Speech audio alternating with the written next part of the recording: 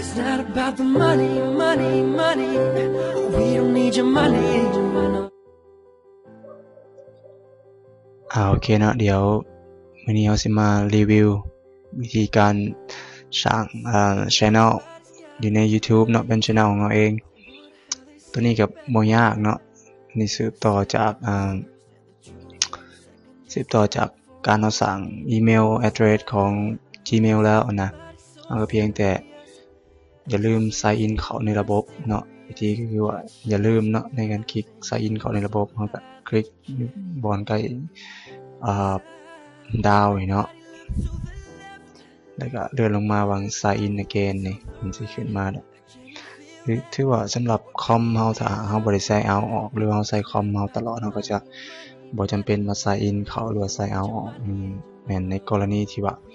เฮานำใส่คอมของหมู่หรือว่าไปใส่คอมอยู่ห้างนะเราจะต้อง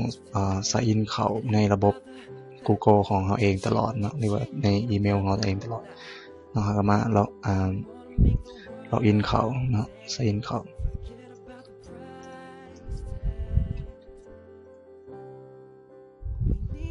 ให้มันเข้าในระบบถือว่ามันเข้าในระบบแล้วเข้า YouTube ก็เพียงแต่ไป sign in เข้าใน YouTube แล้วก็แล้วเนาะมีอย่างซับซ้อนสำหรับ YouTube แต่ว่าจะแนะนำเติมบอนว่าการสร้างการอัปโหลดเนาะจะแชร์ใดไปใส่ในเว็บเพจที่เราสร้างไปแล้วนะหรือว่าเราจะ follow channel ของอาจารย์เนาะของอาจารย์ต่างประเทศบริจารณ์ที่ว่าเขามีบทCAI หรือว่าเกี่ยวกับบท e-learning ที่ว่าคักๆนะเนาะเอาสิ follow เขาได้เดี๋ยวจะแนะนำเทระบาทกาวเนาะนี่ชื่อว่าเมื่อเขาเข้ามาแบบนี้ที่ว่าสำเร็จแล้วเนาะเขาจะสังเกตเห็นว่ารูปเขาอยู่นี่คือว่ารูป Gmail เฮาเมื่อก่อนแล้วเนาะมันจะเป็นรูปเราเองเนาะมีสัญลักษณ์เราเองหรือว่าเรามาคลิกบนนี้เบิ่ง channel ของเราเนาะสิมีบอกว่า my channel มีอย่างต่างเนาะผู้ที่เราไปติดตามเนาะแล้วก็ประวัติการนำใส่เรามาเข้าเบิ่งใน my channel เบิ่งเนาะว่าช่องของอาจารย์เป็นยังไง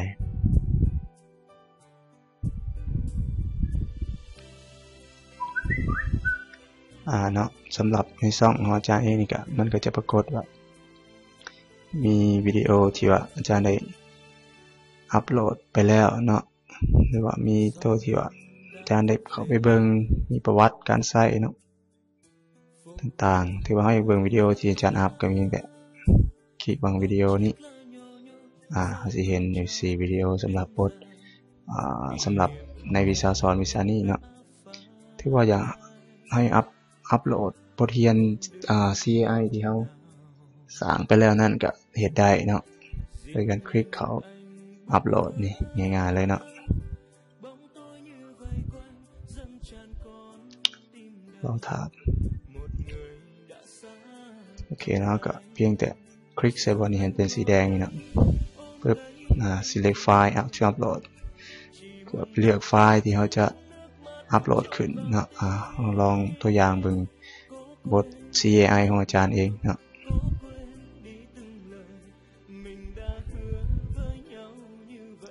ลองเอาบทบุ๊กมาร์ค1เบิ่งนี่เป็นตัวอย่างแล้วเนาะลองเบิ่งเพียงแต่รอถ่ายตัวอัปโหลดนี่เนาะให้มันครบ 100% เลยก็ถือว่าสำเร็จเนาะอาจจะใส่ชื่อบทนี้แล้วแต่บทเรียนเนาะใส่ชื่อเป็นภาษาลาวก็ได้หรือว่าภาษาอังกฤษก็ได้เนาะคือว่าวิธีนำใส่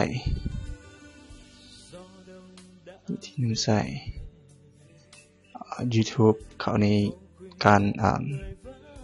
สอนแบบ e-learning ก็แล้วแต่ไปเนาะเพียงถามมันครบ 100% เท่านั้นส่วนบนนี้เราอาจจะใส่คำอธิบายเนาะdescription นี่เนาะอาจจะใส่คำอธิบายหรือว่า ด้วยไผเป็นผู้แต่งบ่หรือว่าอาจจะใส่อันนี้ใส่สมมุติเนาะหน่วยชื่อแล้วก็จากไสเนาะจากมหาลัยสวรรณเขตสมุทรสวรรณเขตแล้วก็อาจจะใส่ลิงก์ขอ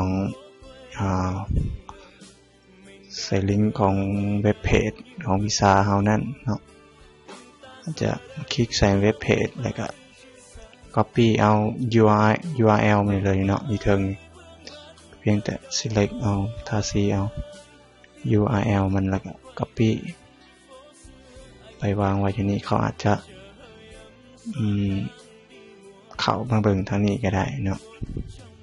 โดยการคลิกเข้าไปวาง URL ของบทเฮาเลยเนาะมันก็สะดวกถือว่าการอัปโหลดถือว่าสำเร็จเนาะ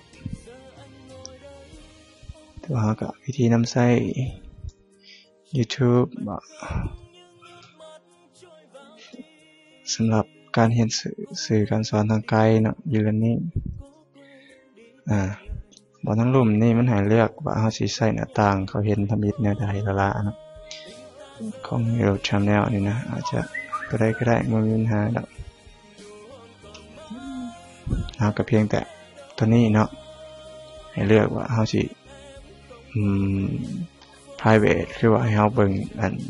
ปิดลับนะความหมายคือว่าบ่ให้คนอื่นเห็นเนาะ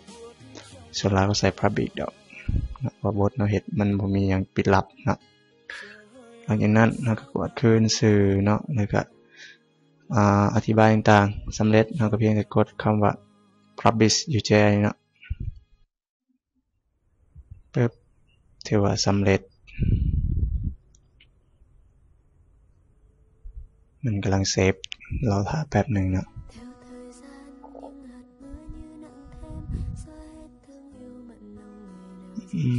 อันโนเลย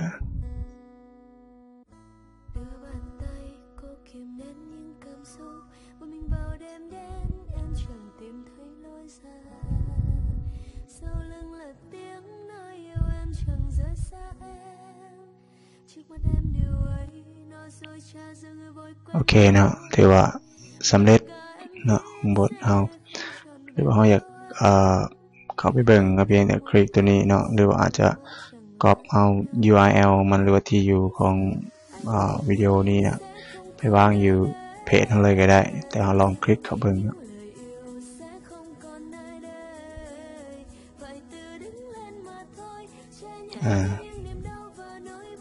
5 นาทีเนาะมีประมาณนี้เนาะมันก็จะสอนแนะนำวิธีการพอวิดีโอนี้แม่นวิดีโอบุ๊กมาร์กเนาะลองอธิบายวิธีบุ๊กมาร์กสิปึ๊บสมมุติหยุดไว้แล้วเฮาอยากเอา URL ของที่อยู่ของเว็บเพจนี้เพื่อไปแชร์เอาเป็นเว็บเพจเนาะ URL ของวิดีโอนี้ไปแชร์อยู่ในเว็บเพจใน Facebook เฮ็ดจังได๋เนาะก็เพียงแต่กดเข้าคำว่าแชร์นี่ถ้าเฮาแชร์ Facebook เลยมันจะบ่เข้าในเว็บเพจที่เฮาเป็นคนควบคุมมันจะไปเข้าอยู่ใน Facebook หลักเนาะ Facebook ที่เฮาใช้เล่นธรรมดาเฮาก็มาก๊อปเอา URL มันนี่ copy เอา URL มันแล้วก็เฮาก็เพียงแต่เอาไปวางละเนาะวางอยู่ในเว็บเพจของเราแบบแค่นี้เนาะแล้วก็ใส่คำอธิบายเทิงมันจะเป็นวิธีการนำใส่ต่างๆแล้วก็โพสต์เนาะก็ถือว่าสำเร็จเนาะในการที่ว่าสร้าง CAI แล้วมาอัพขึ้นใน YouTube เนาะแล้วก็ก๊อปเอา URL ของวิดีโอดังกล่าวไปโพสต์ขึ้นใน Facebook เนาะหรือเราอาจจะไปนำอยากติดตามวิดีโอการสอนต่างๆที่เกี่ยวกับวีซ่าเรากำลังสอนนี่ก็ได้เนาะคือดังลองเบิ่งเนาะเกี่ยวกับสถิติลองเบิ่ง inferential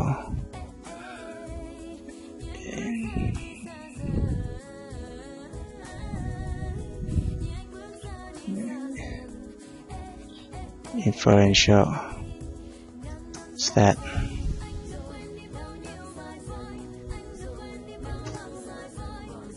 ถึกบ่ถึกโอเคสมมุติสมมุติเราไปตามคาน academic เลยเป็นคอร์สสอนออนไลน์ที่ว่านิยมหลายแล้วก็มีรายวิชาเนาะปึ๊บสมมุติเฮาฮู้ปึ๊บจังซี่เนาะแล้วเลือกเบิ่งวิดีโอที่ว่าอยากเรียนฟิสิกส์ว่าชีวะเนาะหรือว่าต่างๆเนาะอันใหม่ๆหรือว่ามีเลขมีหยังแคลคูลัสต่างๆเฮาไปไว้เฮาอยากเบิ่งแล้วเฮาบ่อยากเซฟบุ๊กมาร์คคือเมื่อก่อนที่ว่าสอนบุ๊กมาร์คต่างๆแบบนี้มันสิลงนะเฮามาบุ๊กมาร์คหรือว่ามาตามมาติดตามอยู่ใน YouTube เอาจะง่ายกว่าเนาะคือว่าโดยการคลิกนี่เนาะอยู่แจสิมีคำว่า subscribe นี่เพียงแต่คลิก subscribe นี่เนาะก็ถือว่ามีหยังอัปเดตใหม่ๆอยู่ในอันKhan Academic เนี่ยมันก็จะอัปเดตให้เราก็สามารถติดตามวิดีโออื่นเนาะหรือว่าอีกแบบก็สามารถคลิกเข้าในวิดีโอเนาะแล้วก็ทั้งหลุมวิดีโอมันจะมีเนาะ subscribe เนาะมันจะมีทั้งหลุมของสื่อวิดีโอมันจะมีคำว่า subscribe เพียงแต่คลิกใส่คือตัวนี้มันจะเป็นสีขาวนะเพราะเราติดตามแล้วเนาะถือว่าการรีวิวการนำใส่ YouTube เข้าในการสร้างแชร์ต่างๆเนาะของเพื่อเป็น e-learning เนาะในการแชร์จากไฟล์ที่เราเฮ็ดเป็น CAI แล้วอัพขึ้น YouTube แชร์ไป Facebook เพื่อง่ายแก่การติดตามของนักเรียนเนาะถือว่าเมื่อเท่านี้ถือว่าโอเคพบกันวิดีโอหน้า